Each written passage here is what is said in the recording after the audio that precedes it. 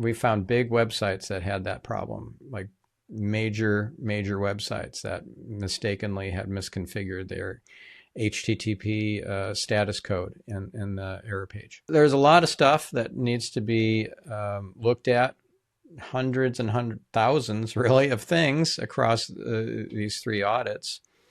And getting that stuff prioritized and implemented. Not everything deserves to get implemented because it's not going to move the needle enough, even though supposedly it's a best practice. But if it's not really going to have an impact, why are we doing it?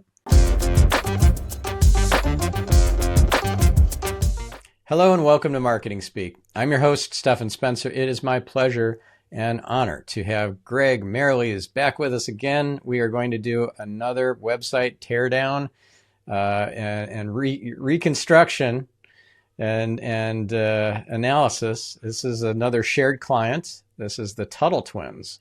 Now, if you have kids, I highly recommend the Tuttle twins. They are amazing books for kids that inspire them towards entrepreneurship, towards more freedom and freedom of thinking, and just being a better citizen and a better student of history. So Greg is the founder of Studio One Design, been my secret weapon for over a decade. We've been working together on many projects, my wife's projects, my clients' projects.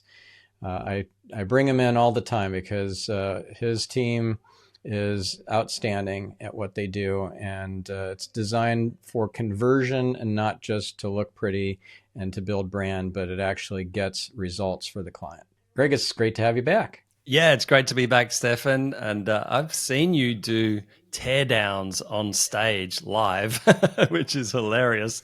And hopefully, this won't be like a full teardown because I guess, the products are incredible and the website just didn't really support how awesome Connor's products are. But I don't think it'll be a complete teardown, but let's just build it up. Yeah, teardown maybe isn't the right word. It's more of a behind the scenes deconstruction of what the process was of a redesign that really took the site to the next level, but also combined with SEO that we incorporated from the get-go. Before even Studio One was involved, we were doing SEO audits, tech audit, content audit, link audit, keyword strategy, all that sort of stuff, link building plan, and then link building execution, getting links from high authority, high trust websites over the course of many months.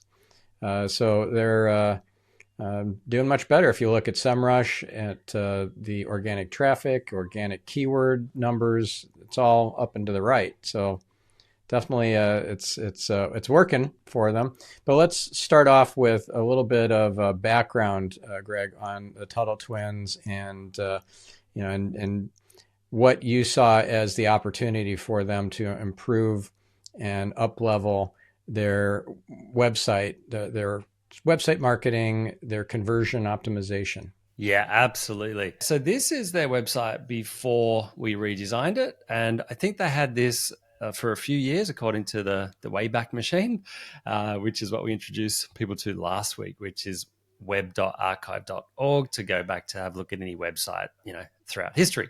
But so this was it, right? So the Tuttle twins, they are an incredible series of books for children, essentially, but it's really for parents to buy for their children. And they're very educational and they have a lot of books. I'll just show you they have a whole range, probably more than this now, right? But they're really, really good stories. And they're really well received. And they've sold like 6 million copies of these books. So they're a big deal, right? But their website didn't reflect that, And these were the author or, the creator of this business, Connor, his children, who are now probably, 10 years older than that. And they just sort of ran with this for a while because they were so super cute. but it didn't really sort of explain the core message.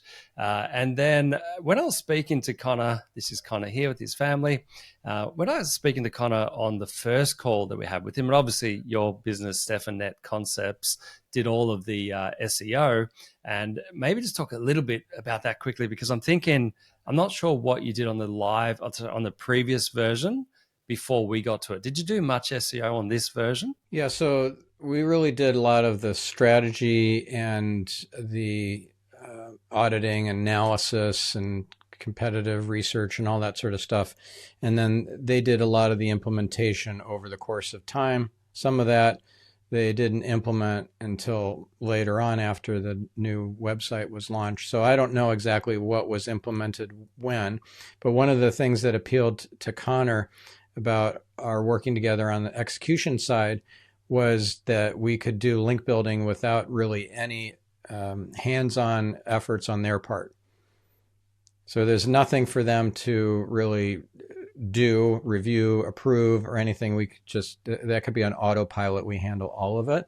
Whereas they're very particular about the copy and about the, everything on their website, they're very particular about. So it would require their involvement to get stuff live, even if it's just more in the terms of meta descriptions and stuff that's behind the scenes. Even that they would want to have involvement in. So they were super busy, and they wanted stuff that was just on autopilot, and that's why we shifted to just focusing on link building after all the initial keyword research and auditing and all that was done. Got it. Okay, good to know.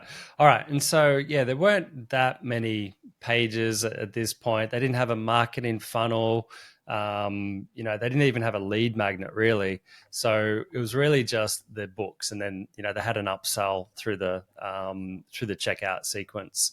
And was this built on WordPress initially, Stephan? Mm-hmm. Yeah. Okay, cool. And when they came to us, they were thinking of putting it on WordPress. Then they decided to build it on Shopify, which is the perfect platform. Yeah. So WooCommerce. So they were going to use WooCommerce with WordPress for the e-commerce part of it, and then they switched to using Shopify. So that was a decision they made later on, after the site was designed by Studio One. Yes, exactly. So we designed it. Just to clarify, we designed the website, but we didn't build the website. They organized the build themselves, and it is on Shopify. And it's the best platform for products. And there's so many things you can do with Shopify. We're actually taught by... And just to interject here, something else that I think was kind of unusual about this engagement was Connor is really good at web design development, and he's built websites before, and he could very well have taken on this project on his own, but he just was not time rich enough to do that himself. So he wanted to rely on the trusted referral source that I provided, recommending Studio One, and then he engaged with you guys. So that was, I think, pretty unusual, because most people don't know all the ins and outs of the design and development side of things. They don't know how the sausage is made, basically, but Connor totally does. Yeah, got it. Yeah, absolutely. Yes, and he loves design, and he just wants it done quickly. And he still uses us for design today for various brands. We've designed a lot of things for him.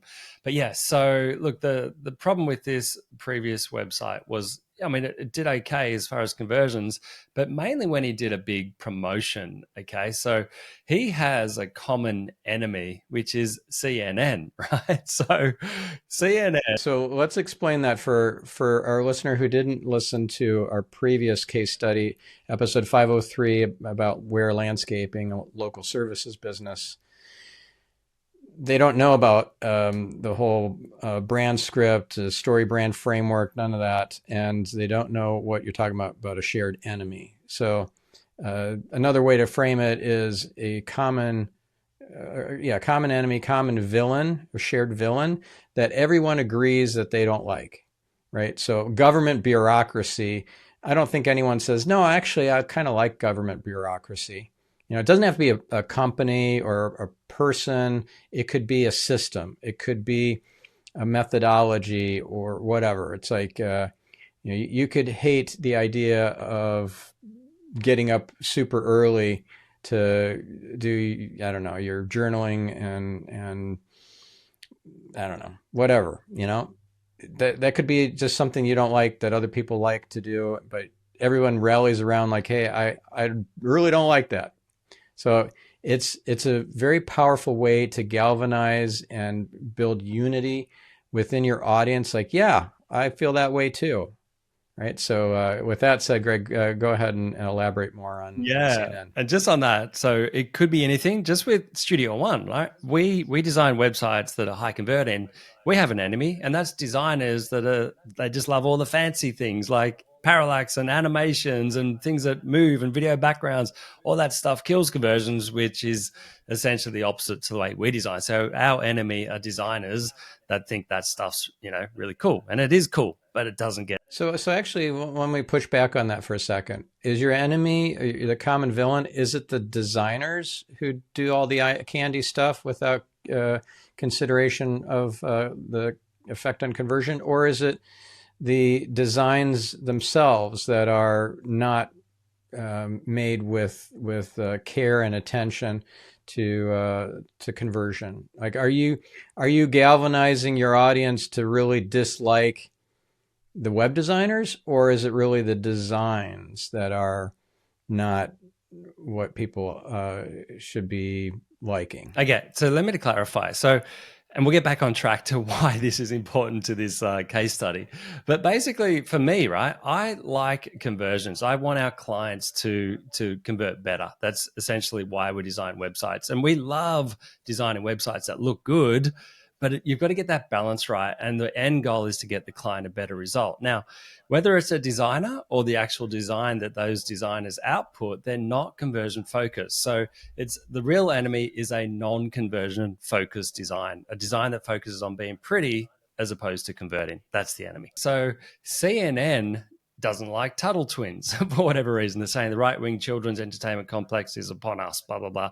And they're just having a whinge about the Tuttle twins. But then, so the Tuttle twins have fans that will do the opposite, and they will promote Tuttle twins when they see some negative press about Tuttle twins, and then off the back of this, of fans saying nice things about Tuttle twins, they get a ton of sales, right? So this works really well for them. So when Connor came to us, and thanks to Stephan saying go to Studio One for the redesign, he said he told that story about the CNN posts, and every time they post negative things, they get lots of sales. So he said, I want to do the opposite of social proof. I want to have like the anti-social proof on the page and really point that out, that CNN are our enemy essentially. So we'll show you the redesign shortly, and yeah, there is a section for that, and it works really well. So that's the thing. So where do you see it on the old site, the mention of CNN? It's not on there. So it's not on there at all. Okay. No, can you see? Hopefully but they did have the social proof of 3.5 million books sold, and now they're at 6 million. So they're doing something right. That's a big increase. Exactly right. Yeah. So, and when we redesigned it, I think it had 4 million sales at the start, which was 3 years ago, or 2 years ago, thereabouts, 2 or 3, and now they're at 6 million. So yeah, they're doing something right. Absolutely.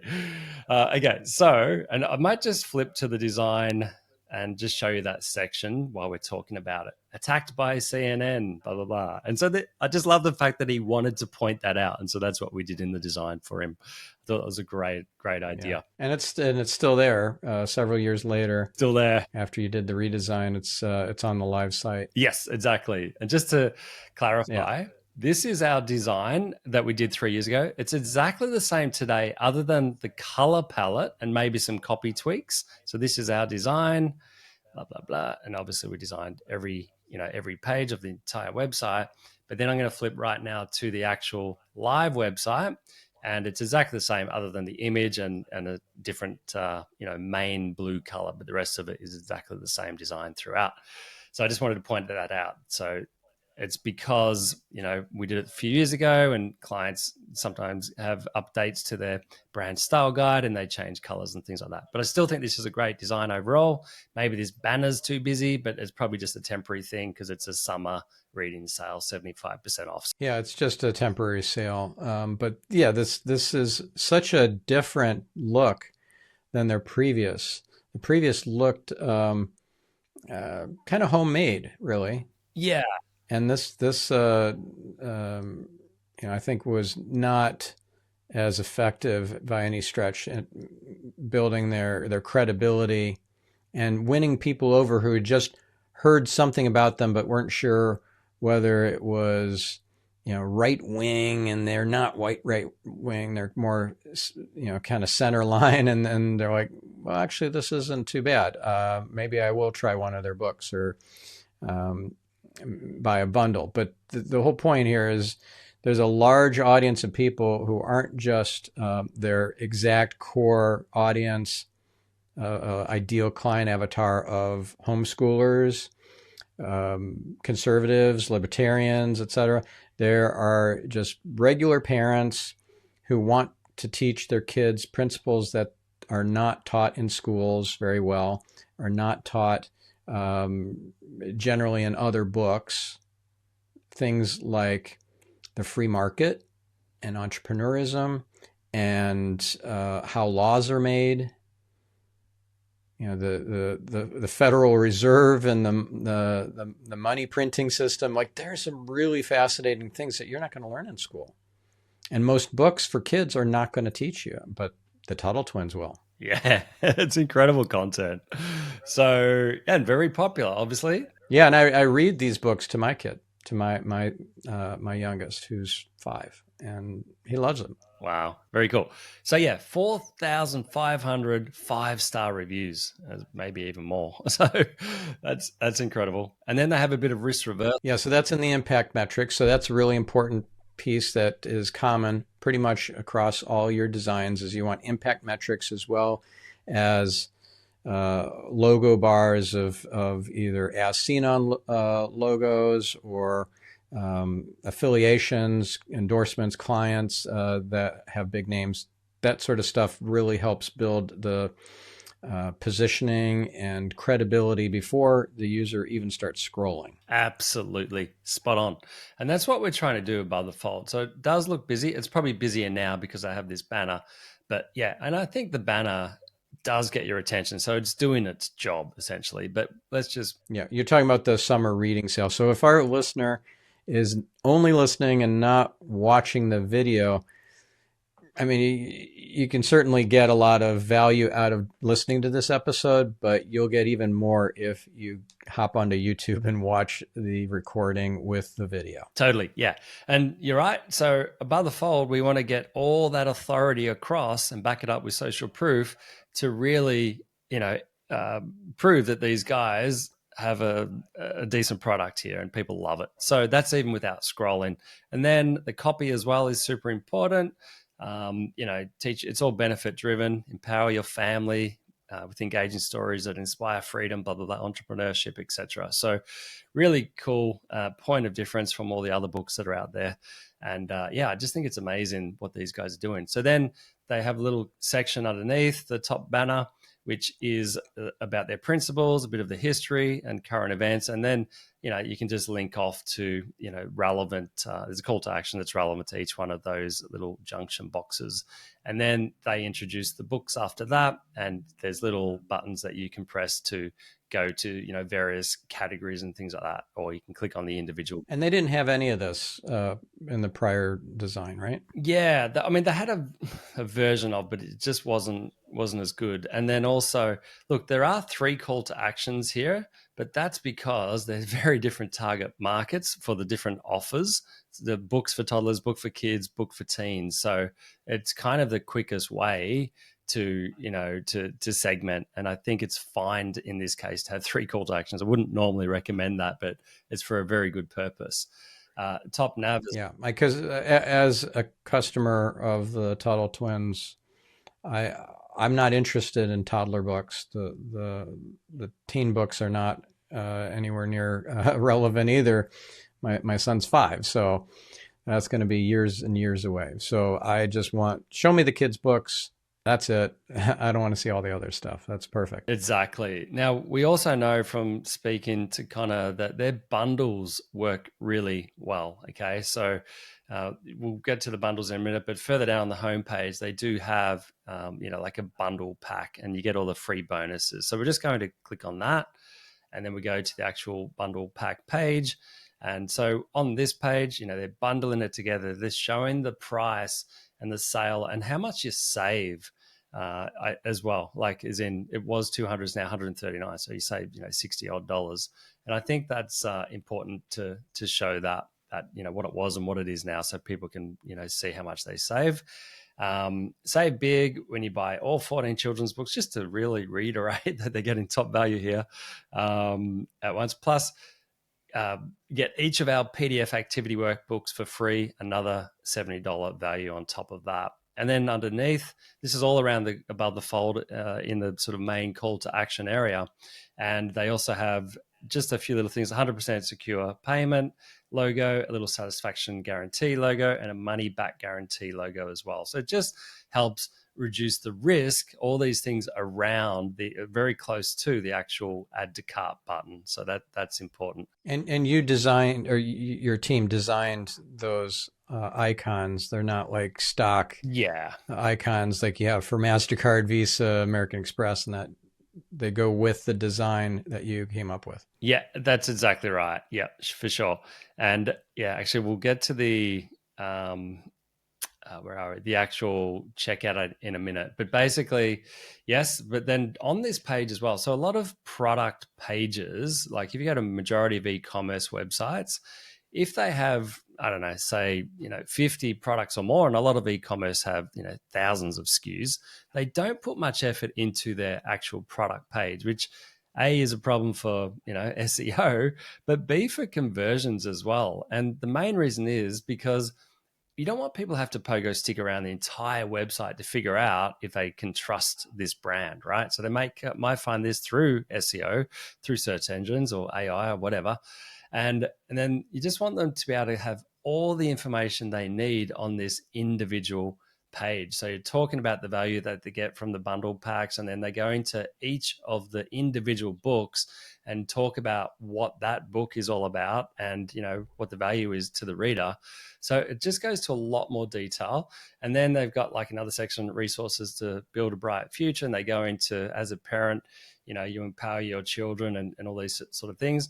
And then they also reiterate their principles, their history and all these things to reinforce the brand, like who's behind the brand and what they stand for.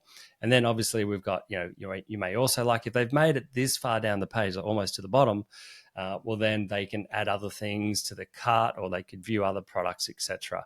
Then at the very bottom, we just reiterate that money back, unconditional money back guarantee, 100% 30-day thing.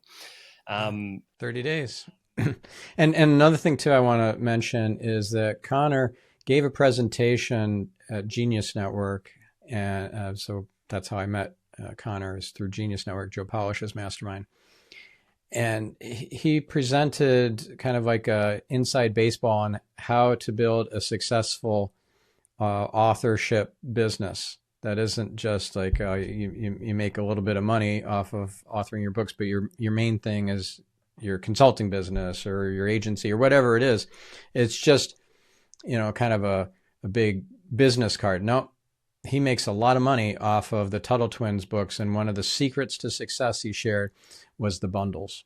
Having so many books, if you just write one book, you are completely missing out. If you write 10 books, or even just a few books, so there's a series, there's a bundle that you can offer, you're in a much better position. And one of the things I really like that you did, Greg, and not just for Tuttle twins, but actually on multiple sites, including your own, is you took that bundle concept for freebies and you applied it in a really cool way. So do you want to show real quick? I know we're going off topic for just a second here, but if you go to Studio One and go to the free resources button on the top right. This was your idea, Stephan. Well, I we're all standing on the shoulders of giants. So, we also have to give credit to Connor for this whole idea of bundles selling a lot more than individual books, because when somebody can see that here are 5 or 6 different ebooks that they can get for free from StudioOneDesign.com, if they just click that button at the top, then they get the whole pack for free. The download all 5 altogether, or 6, altogether, which is really convenient and a no-brainer once you see it. It's like it's the blinding flash of the obvious once you see it. It's like beforehand, though, no, I don't see anybody doing this. Really, not very many. There you go. Yeah, you gave us that idea from your book website. So yeah, but cool. So yeah, that's right. And bundles do work really well for conversions, whether it's a lead magnet or whether it's for a product range. So yeah, it's a great tip, Stephan. And also, what I like about this, like, sure, these are just the books, the bundle of the books. I'm just talking about the photos. I have a carousel of photos.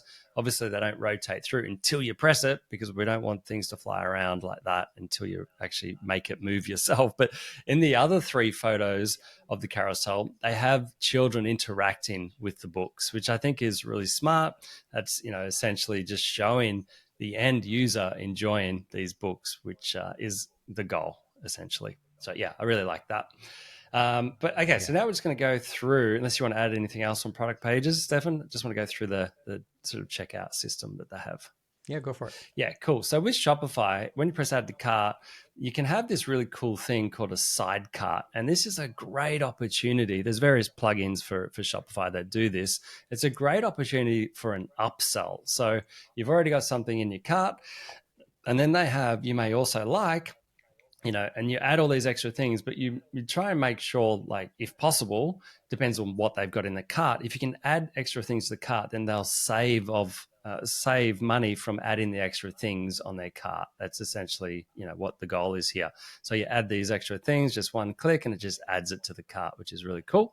But yeah, put a few in there, why not offer them? So I've just added 4 or 3 to the original purchase, and now it just keeps displaying other ones. So yeah, you can just keep adding them if you like. And these plugins are really powerful for increasing your average order value. And so I just want to point out, this is on Shopify. This is the way it is. You can get back to the original cart, right? So this is the actual shopping cart. Now, we didn't design it looking like this, and this is probably just a lesson for people that do have e-commerce. If you don't use a side cart, or even if you do, and you still have this actual cart on a page, then there's a lot of things that in this page are an issue, right? But most people won't go here, so they're probably not concerned about it. But I just want to talk through those issues, if that's okay, Stephan. Yeah, go for it. Yeah, cool. So with your cart page, generally speaking, it is the only thing you want them to do on that page is to check out, to go to the checkout page. So that means removing all distractions and all leakage points from this cart page and adding elements that are going to actually increase conversions. So at the top of the page, you just want to reinforce your brand. That's fine. Obviously, you may need a little, cart icon, but you don't need any of the top nav items at all.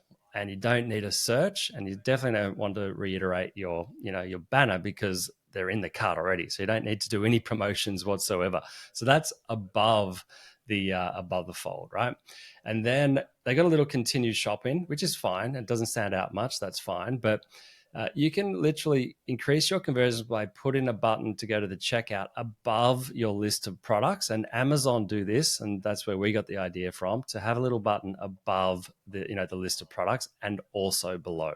Now, when you go below the list of products that are in the cart, then you have just meant to have one single call to action, essentially.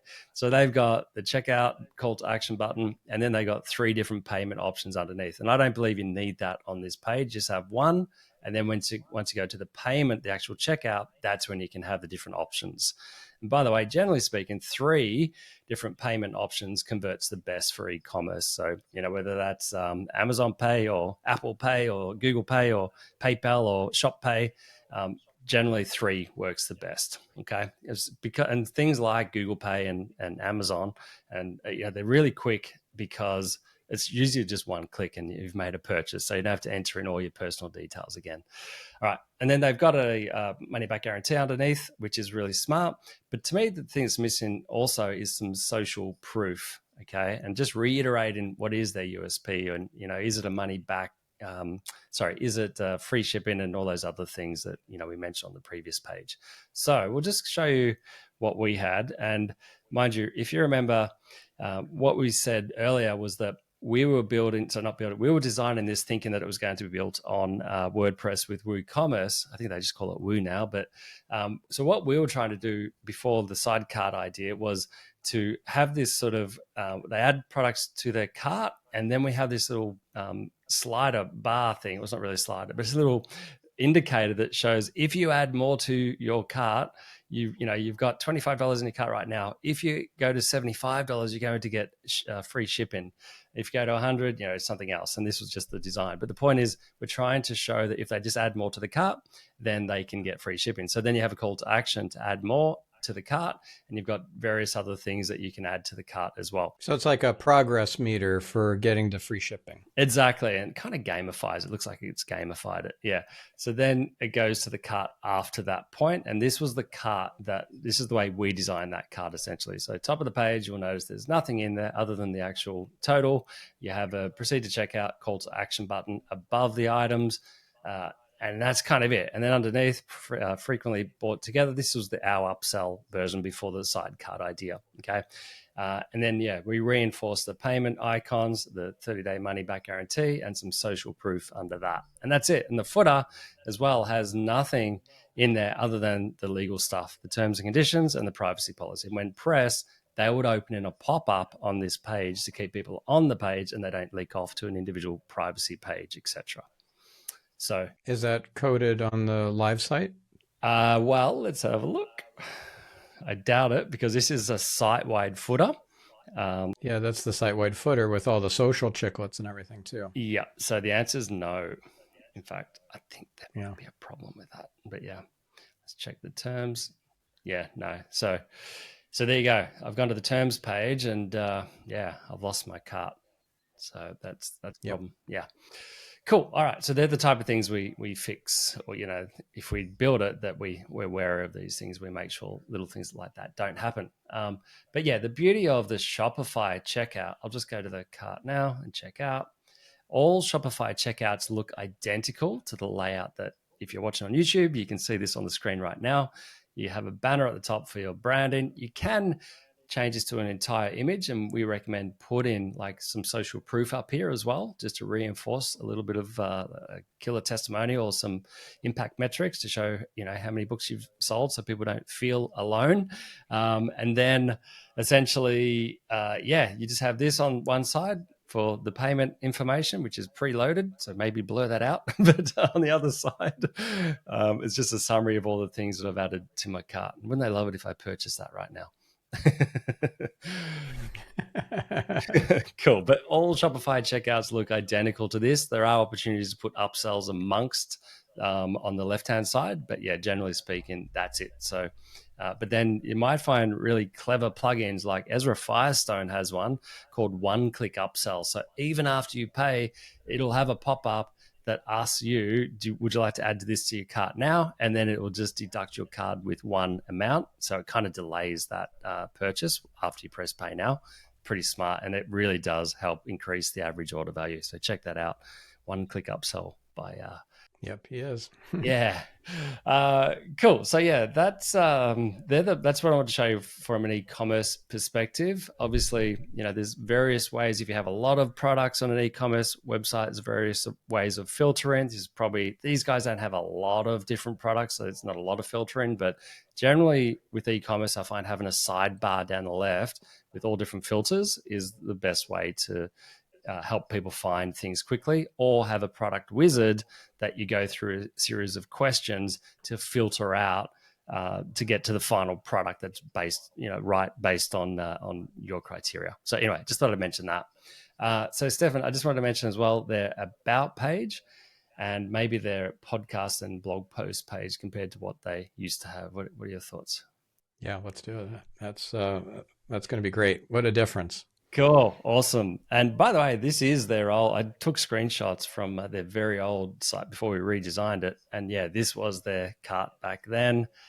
This was their upsell little pop up. And yeah, then they had this for the actual, checkout, which was WooCommerce at the time.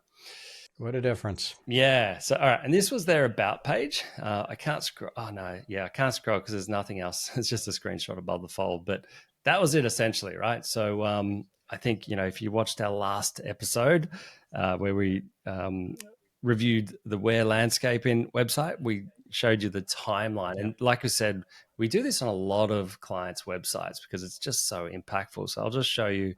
Yeah, so this is their about page. Obviously, that banner, the promotion banner, is site wide, so it's kind of at the top of every page. But yeah, so they on their about page they reiterate their USP and what's unique about them, and they segment to get people to their books. But then underneath that, they have a social proof video, and then they have a bit about their mission, which I think is super important. And by the way, they built a massive community around their brand. I mean, so many customers, and I mean, they have podcasts, which will show you the podcast page. They built more than just books. Like, it's a whole community around your brand.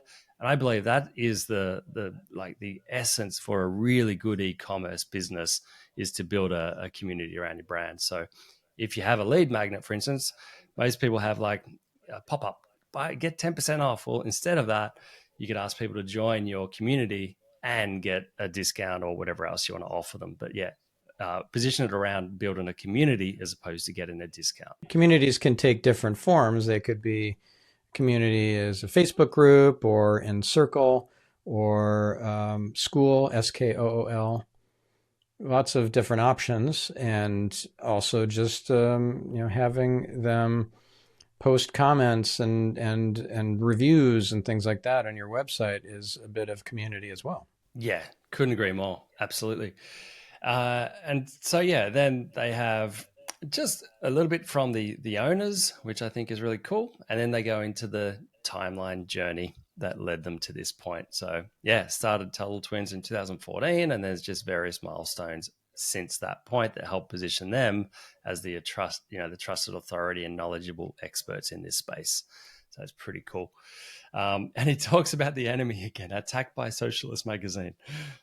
I love that. He just calls out his enemy all the time. But yeah. And that wasn't CNN, that was Current Affairs. Yeah, exactly. But yeah, point is he calls them out, which is really good. But they also got funded by Shark Tank, I think, if you go up to the milestone around 2018 or so. Yeah, 2019. Yeah. Think Tank. That's amazing. That's pretty cool, isn't it? Yeah. Oh, Think Tank, Shark Tank. Okay. Yeah, but still. So that's different from the Shark Tank TV show. But still, I mean, I think it is, yeah. But still, it's a great milestone. Exactly. And then, in 2020, 1 million books sold. 2025, they're at 6 million. It's incredible. Yeah. So, that's the result of having a community around your brand, doing a lot of marketing, obviously, and having a website that converts. Yeah, this is more than just a tribe or a community. This is a movement. It really is. Yeah. I mean, it's part of the Libertas network. And if you go to the Libertas network website, they've got a whole range of brands for, different segments of the market, but it's all around a general mission that they have, which is pretty cool. If you're interested, go check it out. So that was the about page. And I think, just having a little message at the bottom of the page. One dad wrote this, and it's really heartfelt. A mom wrote this, it's really heartfelt. So check out this about page if you get a chance and read all the details, because it's pretty cool. And he also mentioned the CNN attack again, which I love. So that's the about page. And then Stephan, you did a lot of work with content pages. So I just wanted to point out, they even have a podcast, for the Tuttle Twins podcast, which I think is pretty cool. They really should have probably individual podcast post images for each episode rather than just the logo. But, that's up to them. Yeah. So each episode could have its own episode art instead of just reusing the same podcast cover every time. That'll add some variety. Exactly. And, just having design in general, because what we're looking at now is their previous website for their blog post layout, essentially, which had no design, and it just feels so boring. So, if you go have a look at any of Stephan's podcast websites, let's say Get Yourself Optimized, the level of detail in that is incredible. The level of effort, the multimedia, everything that you do in there is super helpful for the, do you want me to bring it up, Stephan? No, it's okay. Yeah, let's stay on track with Tuttle Twins. No problem. But so we went just from that to this essentially, which, like I was saying before, they didn't have any lead magnets. So now they've got a range of lead magnets, and all the lead magnets, would lead to a thank you page that has an offer on there. But so it's just a little bit more of a marketing, a little bit of social proof on there as well. It's pretty basic, but and but it looks so much better. Looks so much better than what it was. Totally. Yeah. And it would rank better as well. They got breadcrumbs and all those things that help. So, I think, look, that's everything I really wanted to share as far as, when we first started, we do our usual process, have a call with the client. Our brand director didn't do a full mood board this time, but gave design direction to the design team. And then we do our magic from there and send to the client. And obviously, work with the copywriter to write all the amazing copy, which is super important for a website. The old adage, the devil's in the details, and there are so many details, so many details. Like, for example, if you go down to the footer where the social chiclets are, that the YouTube chiclet leads to the YouTube channel for the Tuttle Twins, but it doesn't have question mark at the end of the URL, question mark, sub_underscore confirmation equals 1, which automatically gets the person to the subscription pop up on YouTube that says confirming that you're going to be a subscriber. So you'll get more people saying, oh yeah, I'll do that, because it's as if they had clicked the subscribe button inside of YouTube. Now, it didn't automatically subscribe them. It just took them to the confirmation prompt on YouTube, but you will get a lot more subscribers just doing something as simple as that if you've got a website with a fair amount of traffic. So there's so many details, and especially if you're not going to use, let's say, my team and Studio One for the coding portion, right? So we're this is a past client for Net Concepts, so we aren't actively working with Connor at the moment. But these sorts of things can be missed or undone accidentally by somebody who doesn't know what they don't know, like just an internal web developer person, or a VA, or a new web design contractor that you're bringing on board. So these details are important. They are indeed. It's a good point. Like, even just may as well mention it, but the call to action color is contrast to everything else, but also there's one call to action color throughout the entire website. And I find that's a big mistake I often see on websites, where they'll have multiple different call to action colors on various pages. And it doesn't work as well, because you're like, when somebody clicks a call to action on a website, that trains their brain into looking for that next same color call to action button with a similar styling. So it's just a little thing that is a psychological trigger to make sure everything's consistent, from call to action button colors to the color palette on every page to the font use, just to everything, to reiterate building trust in the brand and making it easy for people to convert, essentially. Yeah, awesome. So something I want to show on my screen. Okay, so this is SEMrush. Ahrefs is another tool set that is similarly awesome. So I'm just pulling up here the domain overview for TuttleTwins.com. And specifically, I want to point out the organic traffic trend and the organic keywords trend graphs, which are looking pretty healthy up and to the right. So that's what we want to have happen, is an up and to the right graph with the amount of traffic that you're getting and the number of keywords that you're ranking for. Now, you can untick these different check boxes under, let's say, organic keywords to say, oh, I just want to see the top 10, or I don't want to see positions 11 through 20 or anything past that. I just want the top 10, or I want to see the SERP features over time and see how that's been growing.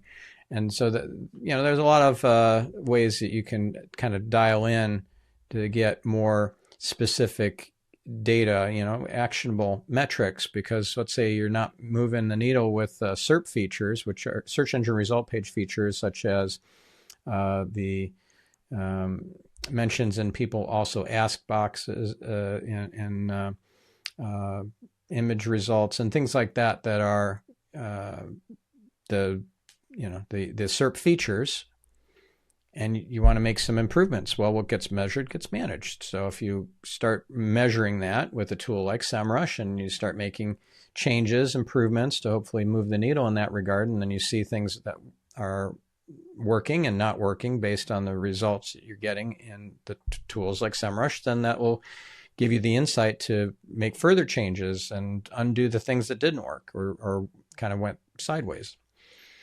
So this is an essential tool. Like if you're serious about SEO and getting organic traffic, then you need to be using a tool like SEMrush or Ahrefs, ahrefs.com. Either one you'd be in good shape using. And what were some of the key things you did to boost that traffic by so much? So when we go through a comprehensive audit, we're auditing, actually these are 3 audits in one. We did 3 complete separate audits: the content audit, the technical audit, and the link audit. And when you look at things like content issues with regards to headings and subheadings, meta descriptions, the usage of keywords in the page, thin content, duplicate content. There's a lot of content issues that are discovered when we do this deep dive analysis, and then that stuff gets fixed.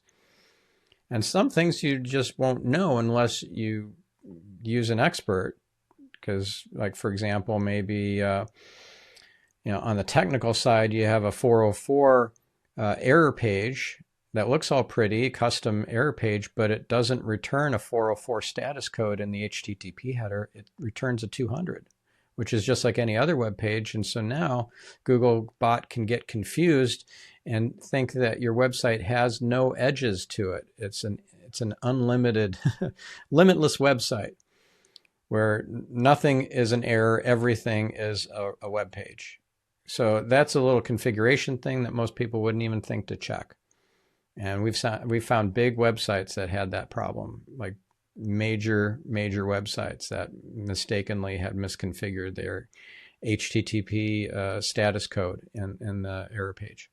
So there's a lot of stuff that needs to be looked at, hundreds and thousands really of things across these 3 audits.